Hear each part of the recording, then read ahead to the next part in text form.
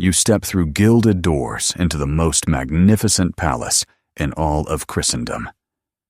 The marble floors beneath your feet shine like mirrors, reflecting the flickering flames of 1,000 candles that cast their golden light across walls adorned with priceless tapestries from the Orient. The soft rustle of silk gowns whispers promises of untold wealth and power as ladies of the court glide past like ethereal spirits, their jeweled fingers trailing across surfaces worth more than entire kingdoms. The air shimmers with an almost magical quality, thick with the weight of centuries, heavy with the perfume of roses and ambergris, alive with the electricity of absolute power. This is it, you think. This is the fairy tale made real, the storybook come to life. You breathe deeply, ready to fill your lungs with the essence of royal magnificence, and then it hits you. That smell. Sweet, overpowering perfume, desperately trying to mask something far more human. Your eyes begin to water slightly as the reality behind the fantasy seeps into your consciousness like poison through silk. This is not the sanitized fairy tale of Disney movies or romantic period dramas. This is the authentic world of medieval and Renaissance royalty, where beneath those jeweled crowns and magnificent robes lurked hygiene practices that would make a modern person double over and retch. The woman approaching you in layers of golden brocade, her sleeves dripping with pearls the size of robin's eggs, might rule an empire that spans continents, but she hasn't properly bathed in months. The gentleman bowing before her with such exquisite courtly grace controls the fate of nations and commands armies that could level cities, yet his unwashed body harbors enough lice to populate a small village. The lady-in-waiting averts her eyes so demurely, trying not to breathe through her nose because the queen's breath could fell a horse at 20 paces. Welcome to the real royal court, where power was absolute but soap was optional, where divine right meant never having to apologize for your body odor, and where the phrase cleanliness is next to godliness was not just wrong, but dangerously heretical. You've just stepped into a world where the most powerful women on earth lived in conditions of personal filth that would horrify a modern homeless shelter, where beauty routines literally poisoned the beautiful, and where the pursuit of royal elegance created walking monuments to human suffering that staggers the imagination. Before diving into these forgotten stories of survival and suffering, if you enjoy learning about the hidden truths of history, consider hitting that like button and subscribing for more content like this. And please, comment below to let me know where you're listening from. It's fascinating that we're delving into these ancient stories, connected across time and space by our shared curiosity about the past. Let's talk about the monthly bath ritual. Imagine it's 1580, and you're a servant in Queen Elizabeth Thearm's court. As dawn breaks over Greenwich Palace, you receive the most dreaded task in all of England, preparing Her Majesty's monthly bath. Yes, monthly. The most powerful woman in the world, with wealth enough to buy nations, barely bathed once a month. Medical experts even considered this frequency dangerously excessive. 20 servants haul bucket after bucket of water from the kitchens, where fires have burned since midnight. The wooden tub, lined with the finest linen to prevent splinters, awaits the queen. But here's where the real horror begins. Elizabeth used Venetian ceruse, a lead-based skin whitener, daily without removing previous layers. As you help the queen disrobe, the reality sets in.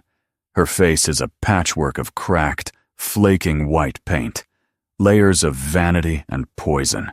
When she steps into the water, it turns murky as months of accumulated cosmetics, sweat, and grime dissolve.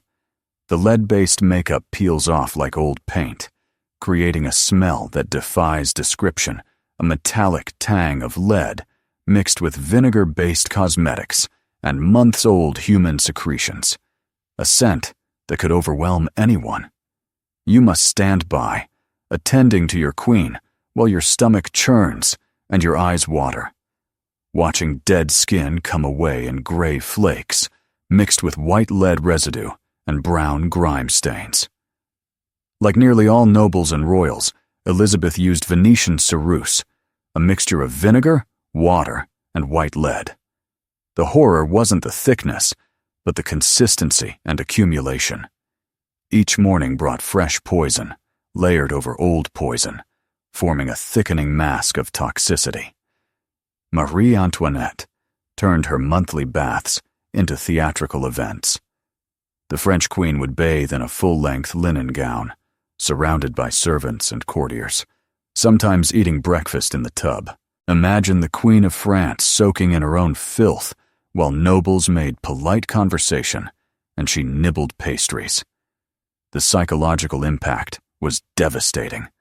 These women commanded armies, while their skin constantly itched, not from normal unwashed conditions, but from the maddening sensation of accumulated toxins.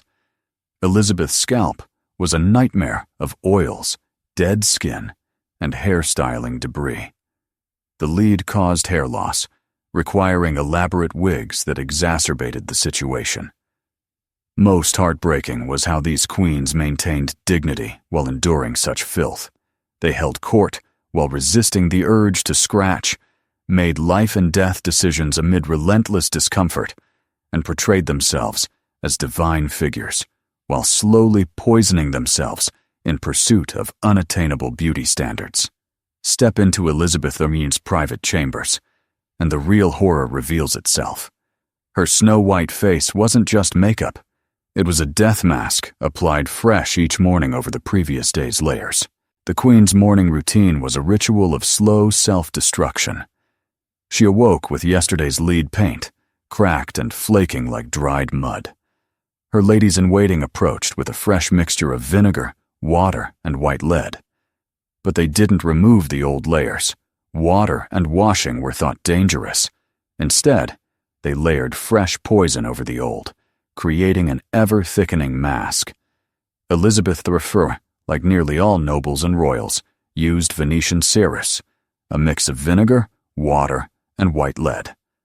The lead seeped into the skin, leading to mood swings, memory issues, and erratic behavior. Courtiers noticed her volatile temper and forgetfulness, but attributed it to the pressures of ruling, never realizing their queen was poisoning herself for pale perfection. The smell alone was overwhelming, with lead's metallic odor mixed with vinegar and underlying oils. Close conversation with the queen required breathing through the mouth to avoid gagging. The psychological effects were equally devastating.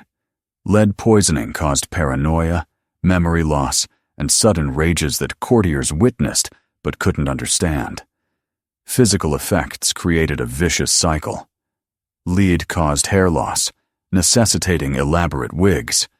It grayed and puckered skin, requiring thicker applications to hide the damage. It rotted teeth and created foul breath, teaching courtiers to stand at specific distances. Each solution worsened the problems, trapping these women in escalating toxicity. This wasn't vanity, it was addiction. The lead offered a fleeting sense of perfection, a ghostly pallor representing divine purity in an era obsessed with pale skin. But like any addiction, tolerance built, and light applications became thick masks as skin suffered more damage. The queens became prisoners of their pursuit of beauty, slowly dying for an impossible standard that destroyed them from the outside in. The great lice epidemic of the 17th century saw British King James I allegedly never bathing, filling his frequented rooms with lice. This wasn't just a personal issue. It was a palace-wide infestation that turned the highest levels of government into a crawling nightmare, where power meetings became exercises in restraint from scratching. Lady Anne Clifford once remarked that when visiting the king's chambers, she and her family became infested with lice after sitting in Sir Thomas Erskine's room.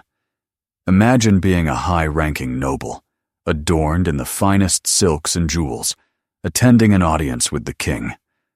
Within moments, you feel the first signs of itching, followed by more. Soon, your entire body is crawling with parasites that have spread from the furniture, wall hangings, and even the king himself. Lice weren't merely a nuisance, they were carriers of disease. Body lice spread typhus, which killed more soldiers than battles did. These tiny pests, feeding on royal blood, transmitted plagues through the highest echelons of society. Every handshake, bow, and intimate conversation risked spreading deadly diseases. King James, known for wearing the same clothes for months, and even sleeping in them, never removed his hat, which stayed on his head until it disintegrated. Every fiber of his clothing became a breeding ground for parasites. The royal chambers must have resembled horror movie sets, with dark corners teeming with insects and furniture alive with lice, while constant scratching echoed through the halls of power. The psychological strain was immense. Imagine trying to conduct diplomatic negotiations while your entire body itches, or maintaining royal dignity during state ceremonies, with parasites crawling across your scalp. These nobles weren't just uncomfortable. They were driven to near madness by the relentless assault of blood-feeding creatures. Court ceremonies turned into grotesque theater, where everyone engaged in collective denial. Nobles stood in elaborate formations, bowing and curtsying with perfect protocol, all while desperately trying not to scratch. The rustling of silk gowns mixed with the barely audible sounds of fingernails against fabric, as courtiers fought losing battles against swarms of insects. Women's elaborate hairstyles became ideal breeding grounds. Hair was combed, curled, greased with a mix of bear or ox fat, and dusted with powder. With poor hygiene and infrequent bathing, fleas infested nearly every head, prompting some fashionable women to carry long, thin sticks with claws for scratching their heads. Envision the daily reality: towering hair structures held together with animal fat, providing warm, moist environments perfect for insect reproduction. The bear and ox fat attracted parasites from miles around, creating thriving ecosystems within royal coiffures. Women carried ornate scratching sticks, elegant ivory or silver tools designed specifically to reach through hairstyles for temporary relief. Yet, the true horror was how this became normalized, with court etiquette evolving around the perpetual presence of parasites. There were proper ways to scratch, appropriate times to use scratching tools, and elaborate protocols for managing the ever-present infestations. The most powerful people on Earth lived as if they were walking insect colonies, maintaining composure while slowly being consumed alive. 4. The Venetian cirrus addiction. The tragedy of royal beauty standards reached its peak with the widespread use of Venetian ceruse in European courts. This wasn't merely makeup. It was a slow-acting poison that turned queens into walking zombies, their minds deteriorating as their beauty routines literally killed them from the outside in. The mixture was deceptively simple: white lead ground into powder, mixed with vinegar to create a paste that dried to a ghostly white finish. But the application process revealed the true horror. Noble women didn't reserve this for special occasions. They wore it daily, often reapplying over unwashed layers that built up over weeks. Imagine a 16th century queen's morning routine. She awakens with yesterday's face cracked and peeling. Ladies-in-waiting approach with brushes and the familiar white paste. They don't cleanse first water was considered dangerous. Instead, they smooth fresh poison over the old, creating masks that grew heavier with each passing day, eventually causing neck strain and headaches. The psychological effects were devastating. Lead poisoning causes mood swings, paranoia, and memory loss.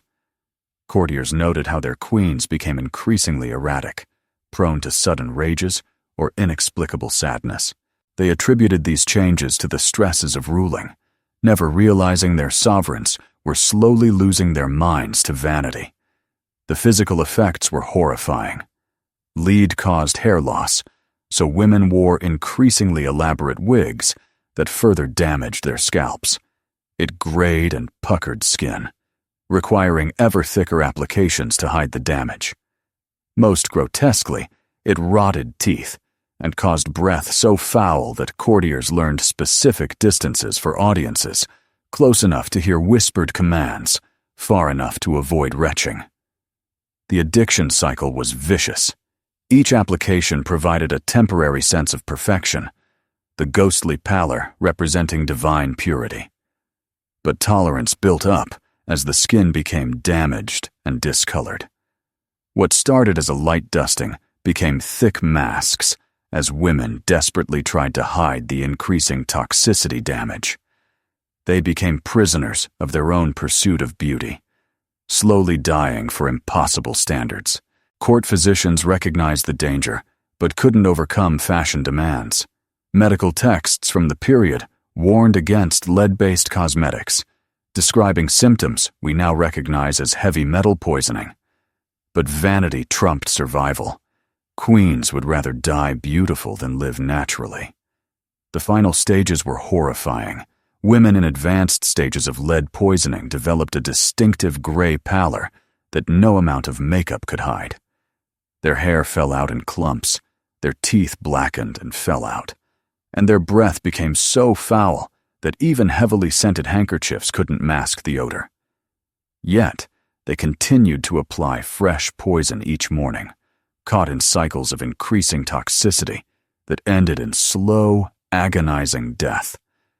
The tragedy was these women maintained royal dignity while essentially decaying alive. They held audiences as their faces cracked and flaked, signed death warrants while suffering from lead-induced paranoia, and governed nations while slowly losing cognitive function due to vanity-driven poisoning. Perfume masked the fetid atmosphere of unwashed royal courts. It wasn't a luxury. It was a desperate battle against the stench of decay. The horror wasn't what they wore, but what they desperately tried to hide beneath layers of potent fragrances. At times, over 10,000 royals, aristocrats, officials, servants, and military officers lived in Versailles and its surroundings. Women lifted their skirts to relieve themselves where they stood, while men urinated off the balustrade in the royal chapel. The smell was overwhelming, leading courtiers to develop cultures around masking it with desperate measures. Queens and noble ladies carried scented sachets pressed to their noses, not as fashion, but as survival equipment. They wore perfumed gloves leaving trails of fragrance, and their hair was drenched in oils detectable across rooms. Beneath this aromatic armor was the harsh reality of unwashed bodies, decaying teeth, and clothes not cleaned for months.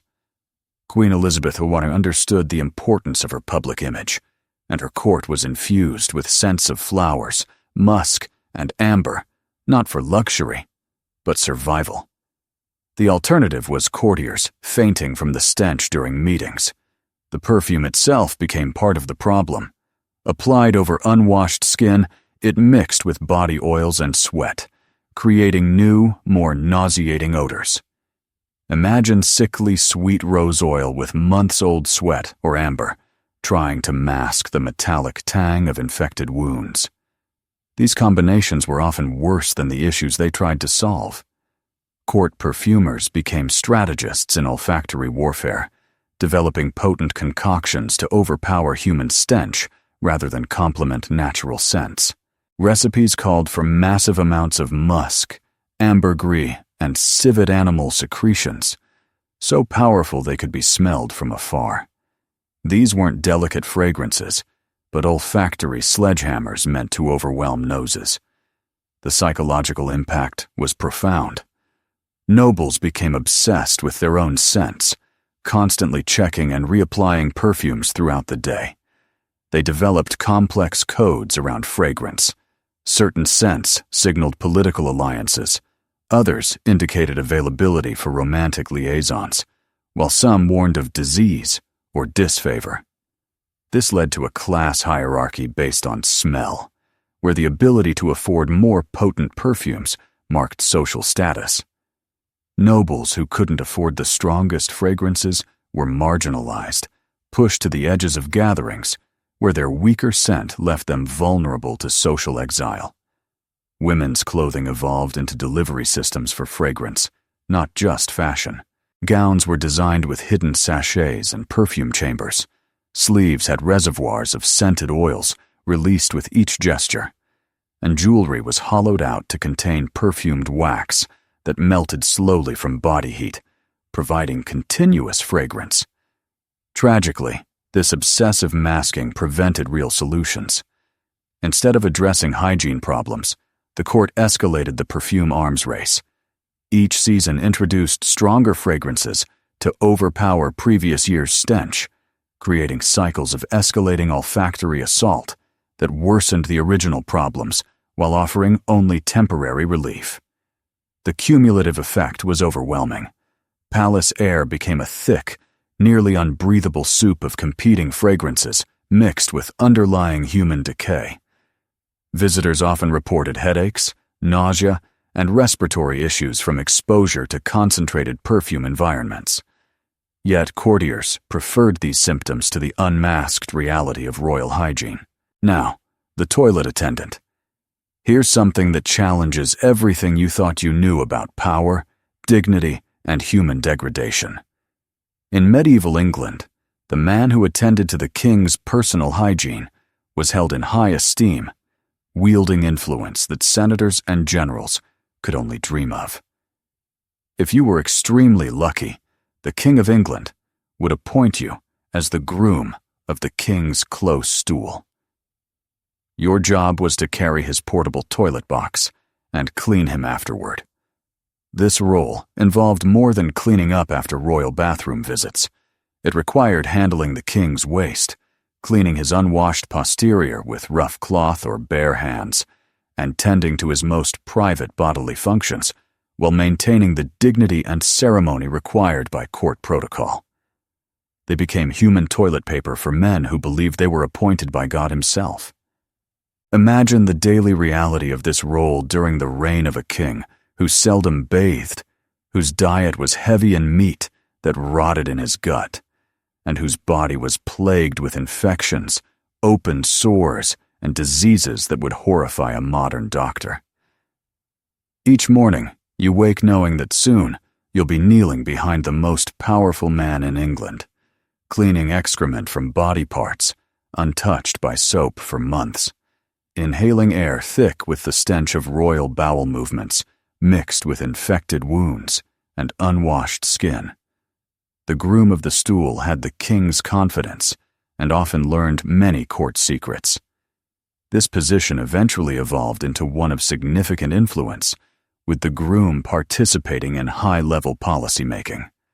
Far from being stigmatized, these duties were seen as prestigious. The groom became one of the most politically powerful individuals in the kingdom because of his access to the king during his most private moments. Consider the psychological profile required for this role. You're handling the waste of an unwashed monarch who might not have bathed in months, whose clothes haven't been changed in weeks, and whose body is covered in sores. The smell alone was overwhelming, a mix of fecal matter, infected wounds, unwashed skin, rancid clothing, and perfumes trying to mask the horror. Yet you must maintain composure, speak when spoken to, offer advice when asked, and never show disgust. Here's where it gets truly psychologically complex. These men formed genuine emotional bonds with the kings they served. They knew when the monarch was ill before anyone else, understood his physical weaknesses, observed his bodily functions with precision, and used this intimate knowledge to gain political advantage.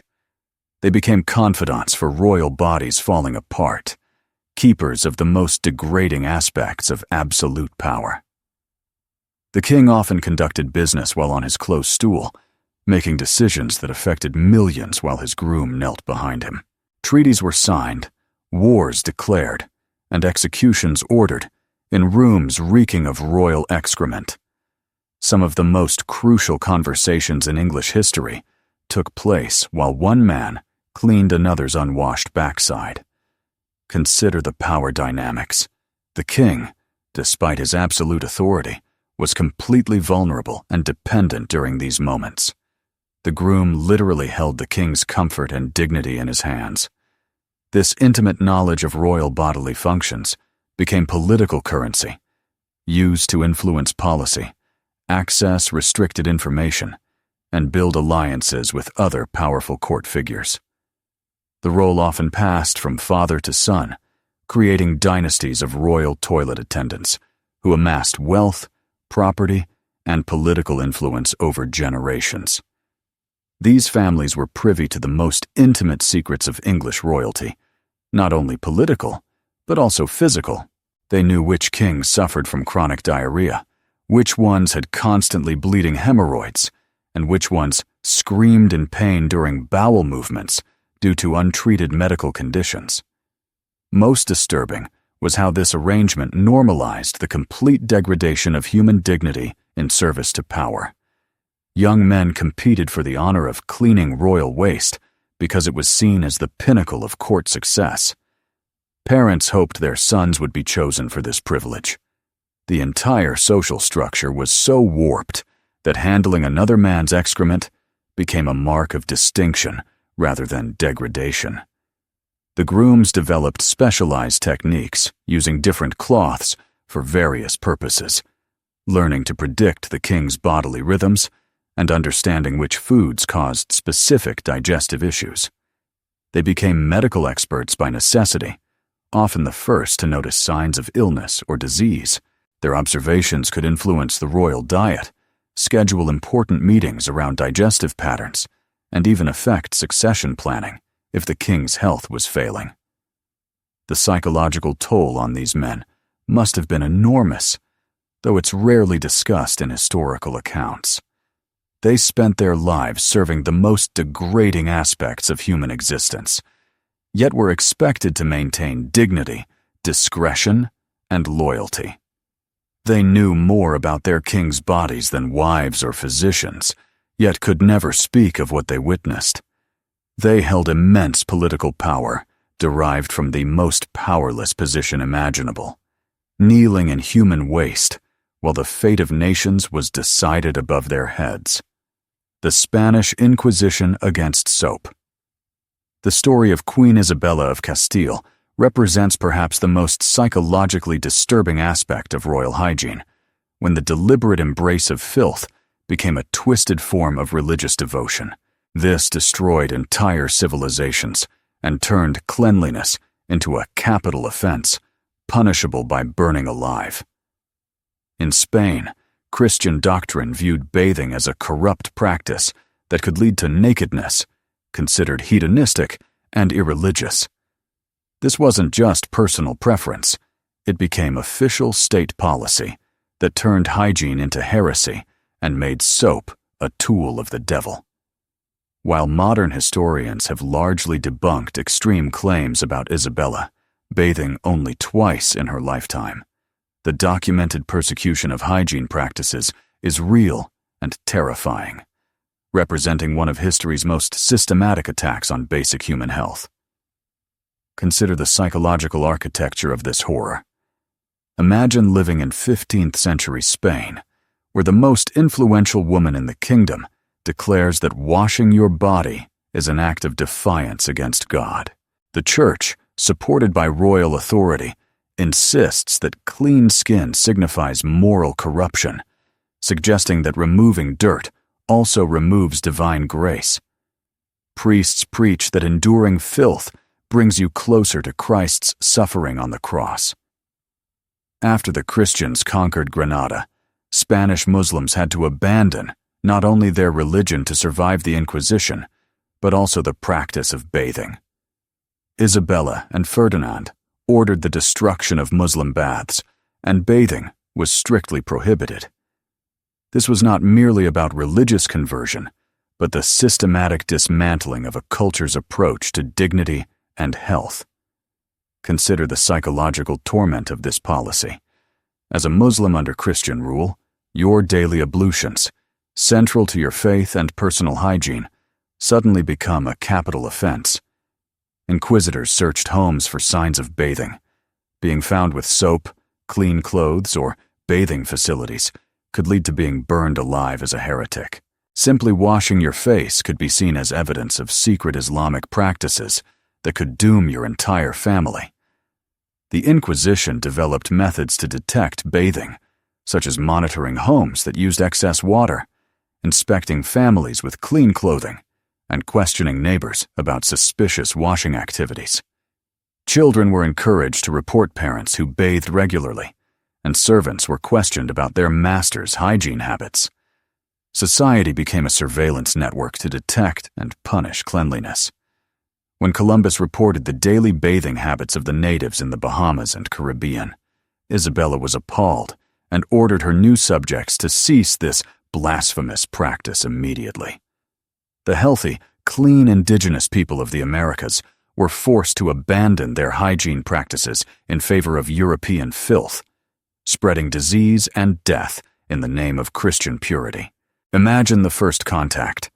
Spanish conquistadors, unwashed for months and carrying diseases unknown in the Americas, meet indigenous peoples whose bathing rituals had kept them healthy for centuries.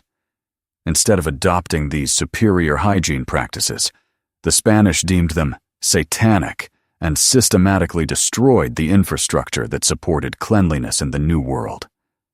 The psychological impact on indigenous populations was devastating. They watched European diseases ravage their communities while being forbidden to practice the cleanliness rituals that had protected them for generations. Parents helplessly watched their children die from diseases that could have been prevented by basic hygiene, while Spanish priests claimed that enduring filth was God's will. The Spanish implemented purity of blood laws that also applied to hygiene practices. Families needed to prove not only their Christian ancestry, but also their adherence to Christian uncleanliness. Genealogical records documented bathing habits over generations, and having ancestors who bathed regularly could disqualify one from certain positions or social ranks. Cleanliness became racial evidence used to justify persecution, enslavement, or execution. Disturbingly, the Spanish spread this anti-hygiene ideology throughout their empire. From the Philippines to Mexico, Peru to the Caribbean, colonial administrators systematically dismantled local bathing practices, replacing them with European filth. Ancient aqueducts fell into disrepair, public baths were destroyed, and traditional cleansing rituals were banned under penalty of death. The medical consequences were disastrous. Diseases once controlled through traditional hygiene practices surged across Spanish territories. Typhus, dysentery, and skin infections became widespread in populations that had previously remained healthy. The Spanish inadvertently engaged in massive biological warfare, using filth as a weapon against their own subjects. The psychological underpinnings of this horror were deeply rooted in the Christian theology of the era. Cleanliness was equated with vanity, considered sinful. Suffering through physical discomfort was viewed as spiritual purification, with more suffering in the flesh seen as greater spiritual purity. This created a twisted incentive where making oneself sick became a sign of religious devotion. Spanish royal courts became arenas for competitive suffering. Nobles vied to see who could go the longest without bathing, who could endure the most extreme body odor, and who could develop the most severe skin diseases and parasitic infections. What began as religious policy turned into social competition based on deliberate self-harm. The long-term consequences reached far beyond Spain. European colonization became associated with the destruction of hygiene infrastructure worldwide. Traditional knowledge about medicinal bathing, therapeutic washing, and preventive cleanliness was systematically suppressed and lost. Entire civilizations, which had developed sophisticated hygiene practices over millennia, were forced to abandon them. Perhaps most tragically, this marked one of history's greatest reversals of human progress. While Islamic civilization, Asian cultures, and indigenous peoples worldwide developed increasingly advanced approaches to hygiene and public health, European Christianity was moving in the opposite direction, creating ideological frameworks that turned cleanliness into sin and suffering into virtue. 8. The milk bath deception.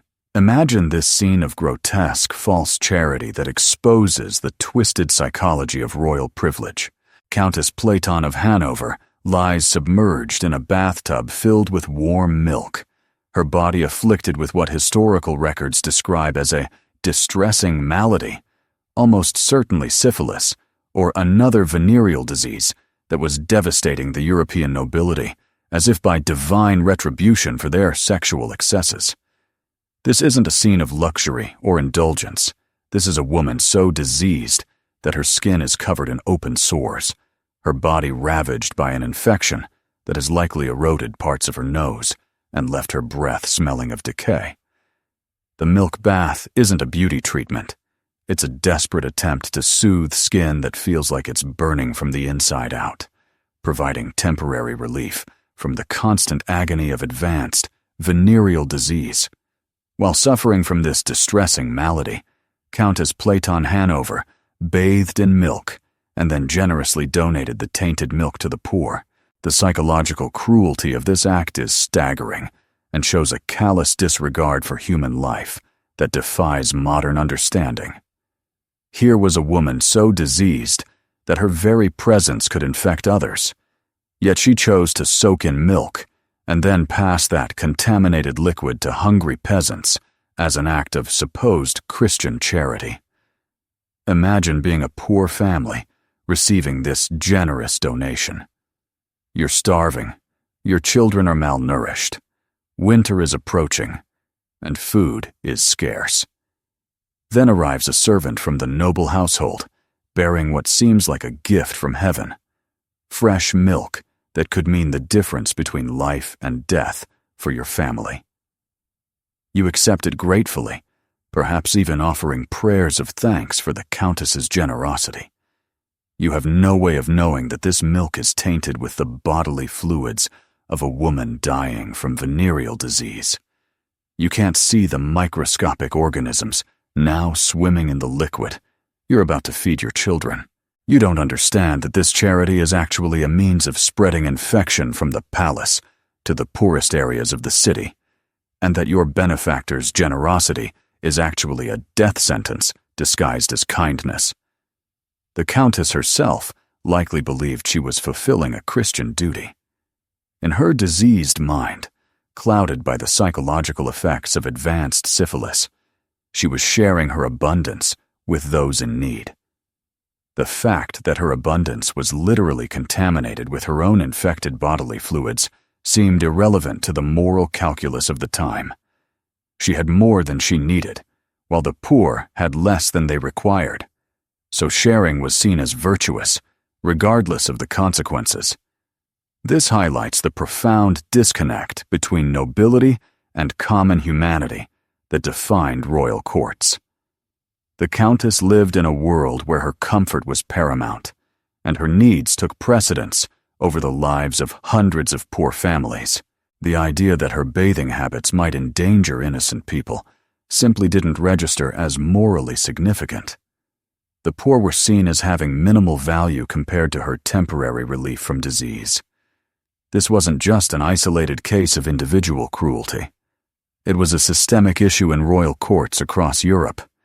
Diseases were casually transmitted from infected nobles to the populations they governed. Acts of generosity often spread death throughout the continent. Food prepared by diseased royal cooks, clothing passed down from infected nobles, communion wine shared by clergy with various maladies, and even sexual contact between diseased nobility and servants who couldn't refuse royal advances spread illness. Royal courts became inadvertent centers of biological warfare, spreading disease through every interaction with common people. Wedding celebrations, where diseased nobles mingled with guests, religious ceremonies with infected priests handling communion, and public appearances, where diseased royals distributed infected objects, all contributed to the spread. The psychological impact on recipients of such charity was devastating when they learned the truth. Families who praised the Countess's generosity, only to see their children die from diseases contracted through her milk, faced the horrific realization that their benefactor had inadvertently caused their loved ones' deaths. What they celebrated as noble virtue was actually murder disguised as charity. Most disturbing was how this pattern repeated across generations without anyone learning from the consequences. Court records show similar incidents with other nobles donating contaminated food, infected clothing, and diseased livestock to poor communities. The nobility seemed either incapable of understanding that their diseases could affect others, or simply didn't care enough about common people to consider the consequences. While the medical ignorance of the time contributed to these horrors, willful blindness also played a significant role. Some court physicians knew enough about disease transmission to advise against such practices, but their warnings were ignored when they conflicted with noble convenience or vanity. The desire to appear charitable outweighed concerns about public health, even when the consequences were mass deaths among vulnerable populations. This was the ultimate corruption of Christian charity, turning acts of giving into instruments of death and transforming virtuous intentions into means of biological warfare. The Countess likely died, believing she had led a generous and charitable life, unaware that her kindness had caused more deaths than deliberate cruelty ever could. 9. The hair horror. The elaborate hairstyles of royal women were more than just fashion statements. They were portable ecosystems of filth, decay, and living parasites that would repulse a modern person.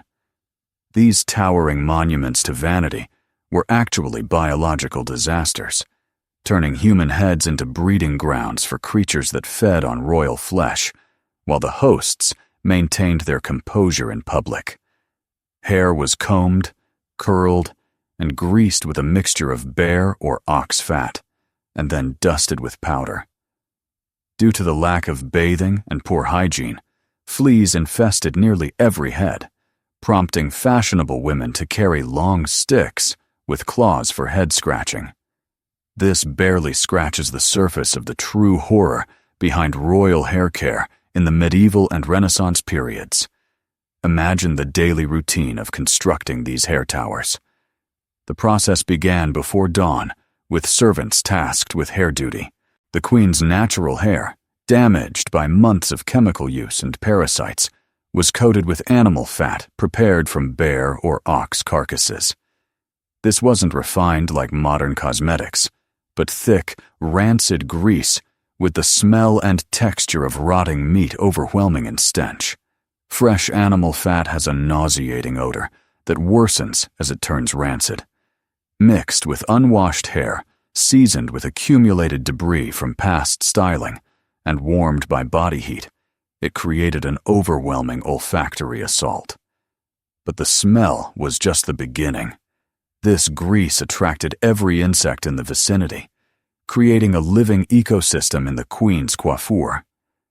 Fleas, lice, ticks, and flying insects were drawn to the warm, moist environment. They didn't just visit, they moved in, establishing breeding colonies that turned royal heads into living insect cities. The insects weren't just passengers, but active participants in a constant biological nightmare on the queen's scalp. Fleas laid eggs in the grease, using it as both a food source and nursery for their young. Lice would burrow into layers of accumulated fat and dead skin, creating tunnels and chambers where they could safely reproduce. The queen's head became a breeding ground for parasites that fed on her blood while she slept, conducted state affairs, and attended religious events. The powder applied over this biological mess served several purposes, none hygienic. It was meant to absorb excess grease and add fashionable colors: blue, pink, gold, or traditional white. However, it quickly mixed with animal fat, insect waste, and grime to form a paste-like substance that hardened into a filthy helmet, removable only by cutting it from the scalp. Women's hair often remained in these elaborate styles for weeks because the process was labor-intensive and costly. During this time, the biological ecosystem continued to grow. Dead insects accumulated, providing food for scavenger insects that fed on decomposing matter. The queen's hairstyle became a complete food chain, with predators, prey, and decomposers all sharing the cramped space. The psychological impact was perhaps worse than the physical ordeal. These women had to maintain perfect composure while their scalps crawled with vermin, constantly moving, eating, reproducing, and dying. They carried special scratching sticks, long ivory or silver picks, decorated with jewels to match their gowns that they discreetly used for temporary relief from the constant itching and crawling sensations. Imagine conducting a diplomatic meeting while parasites literally ate at your scalp. Picture maintaining royal dignity during religious ceremonies while insects crawled across your forehead and down your neck. These women had to smile, nod, and speak coherently while resisting the urge to tear their hairstyles apart and scratch until they bled. The structures themselves could take 6 to 8 hours to construct, and often stayed in place for 2 to 3 weeks. During this time, the hair underneath would mat and tangle, creating a perfect breeding ground for insects and bacteria. Some women developed permanent bald patches, where the weight and constant insect activity destroyed their natural hair. Others suffered from chronic scalp infections that led to open wounds, attracting more parasites. The smell from these hairstyles was so overwhelming that courtiers developed elaborate codes for positioning themselves during audiences. Everyone knew to stand upwind of the queen when possible, breathe through their mouths during close conversations, and carry perfumed handkerchiefs to press discreetly to their noses when the stench became unbearable. Perhaps most disturbing was how this horror became normalized and even celebrated as the pinnacle of fashion and sophistication. The more elaborate your hairstyle, the more insects it could harbor, the stronger it smelled, the higher your social status. Women competed to create the most towering, complex, parasite-infested hair sculptures. What should have been recognized as a public health crisis turned into a fashion competition, with the prize being the most repulsive head of hair in the kingdom. Constructing these hairstyles required teams of servants who risked their health for royal vanity. Hairstylists worked in shifts because prolonged exposure to the stench and insect activity could cause nausea, respiratory problems, and parasitic infections. They developed specialized tools for working around live insects, techniques to avoid the densest concentrations of vermin, and strategies to complete their work as quickly as possible to minimize exposure. Tragically, these women often knew exactly what they were doing to themselves, but felt powerless to change due to intense social pressure. Court records include private letters where noble ladies expressed disgust with their hair care routines, described the constant itching and discomfort, and longed for simpler, cleaner beauty practices. Yet, they were trapped by social expectations that valued appearance over health, status over comfort, and fashion over basic human dignity.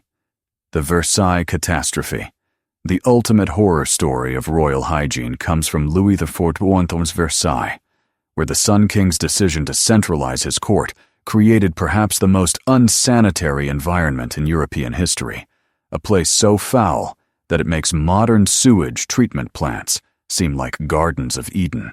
At times, over 10,000 royals, aristocrats, Government officials, servants, and military officers lived in Versailles and its surrounding lodgings, creating a concentration of human waste, disease, and decay that defied every natural law of sanitation, transforming the most beautiful palace in the world into a gilded cesspit of unimaginable proportions. Despite its reputation for magnificence, life at Versailles, for both royals and servants, was as unclean as the slum-like conditions in many European cities at the time. Women lifted their skirts to urinate where they stood, while some men relieved themselves off the balustrade in the middle of the royal chapel. This wasn't occasional emergency relief. This was the normal, accepted method of handling bodily functions in a palace that housed more people than most cities, but had virtually no functional toilet facilities. Imagine walking through the most famous palace in the world during the peak of its glory. Golden walls gleamed in candlelight, priceless artwork adorned every surface, and mirrors reflected endless images of luxury and power. Yet your feet splashed through puddles of urine, soaking into imported carpets worth fortunes.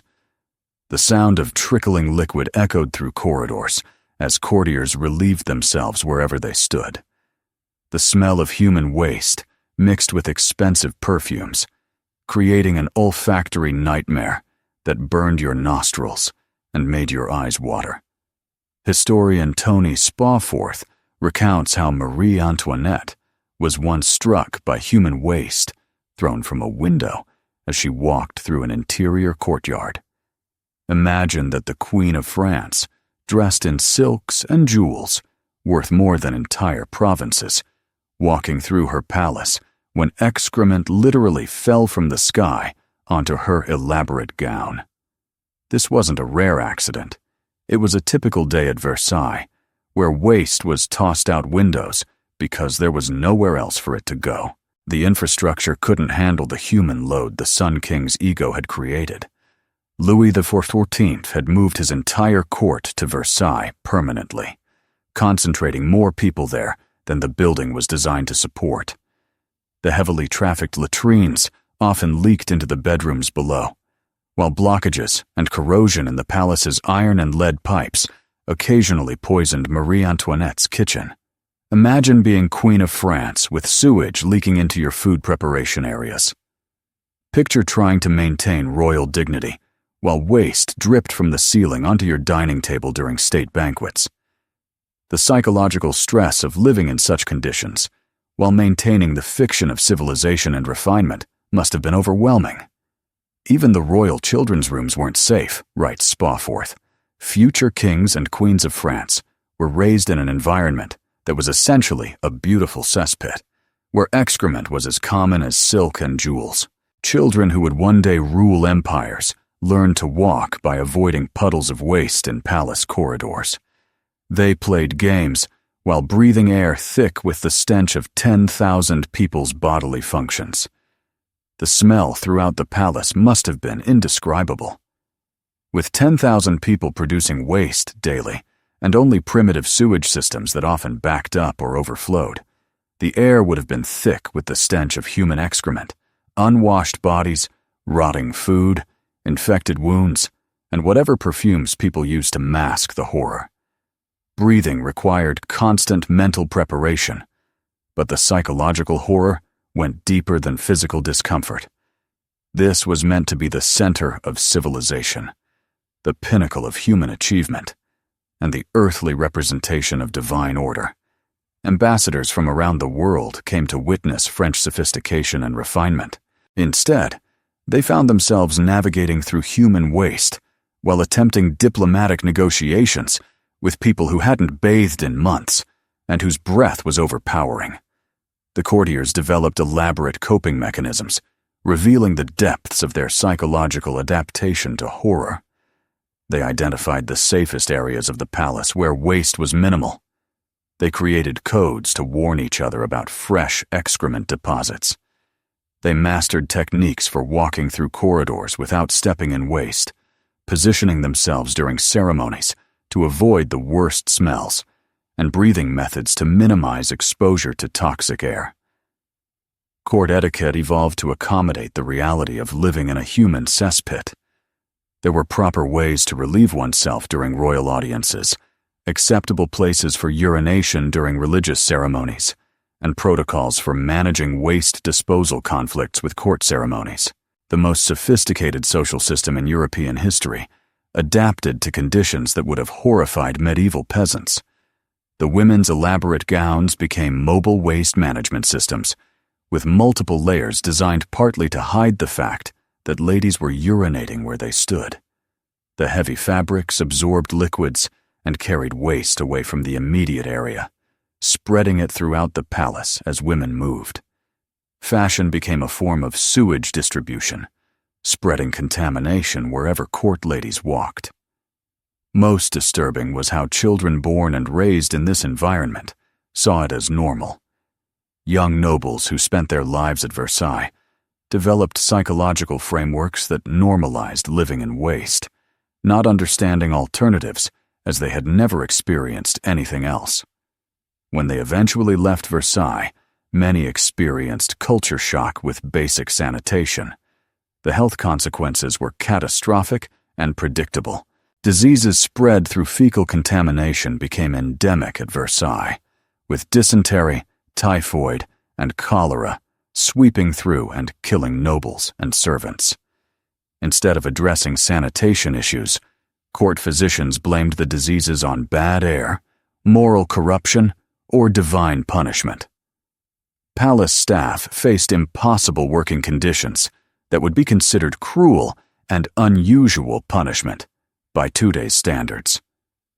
Servants tasked with cleaning worked in such toxic environments that many ended up with permanent respiratory issues. They were expected to maintain the grandeur of the palace while dealing with hazardous conditions that could be fatal. Chronic illnesses from constant exposure to human waste were common, but quitting wasn't an option, since royal service was often their only means of survival. Tragically, this nightmare was exported as a model for royal courts across Europe. Monarchs who visited Versailles tried to recreate its magnificence back home, unknowingly replicating a public health disaster. The Versailles model spread throughout European palaces, increasing the horror and creating networks of royal cesspits that competed to house more people in even more unsanitary conditions. The psychological impact on Louis XIV himself must have been significant. Though it is rarely mentioned in historical accounts, he created this environment as a monument to his glory, but had to live in it daily, breathing the same toxic air, enduring the same stench, and witnessing the same deterioration as everyone else. His pursuit of absolute power trapped him in a prison of human waste, unable to acknowledge the problem without undermining the authority he sought to establish. The result was a complete disconnect between appearance and reality that defined the entire Ancien regime. Versailles appeared magnificent in paintings and descriptions, but the lived experience was a daily nightmare of biological horror. This contradiction between representation and reality contributed to the psychological groundwork for the French Revolution, when the common people realized their supposedly superior rulers were living like animals in a golden cage of their own making. As we reflect on these horrifying glimpses into royal life, one truth becomes clear. The fairy tale of clean, beautiful royalty is just that, a fairy tale created by those who never lived the reality. These weren't tales of dirty people in pretty clothes, but human beings trapped in biological nightmares of their own making, where vanity, tradition, and social pressure created living conditions akin to torture by modern standards. The queens and noble ladies weren't monsters. They were victims of systems that prioritized appearance over health, ceremony over comfort, and status over basic human dignity. They spent their entire lives in physical discomfort that would drive modern people mad. Yet they remained composed, ruled nations, and shaped history, all while dealing with parasites and slowly poisoning themselves with their beauty routines. When you finish watching this video and return to your clean, modern life, remember these forgotten queens. Remember that beneath the crowns and ceremony, they were simply people, individuals, trapped by accidents of birth and lives of unimaginable discomfort, striving to maintain their humanity as their bodies betrayed them day after day, year after year, until death finally freed them from their gilded prisons of filth.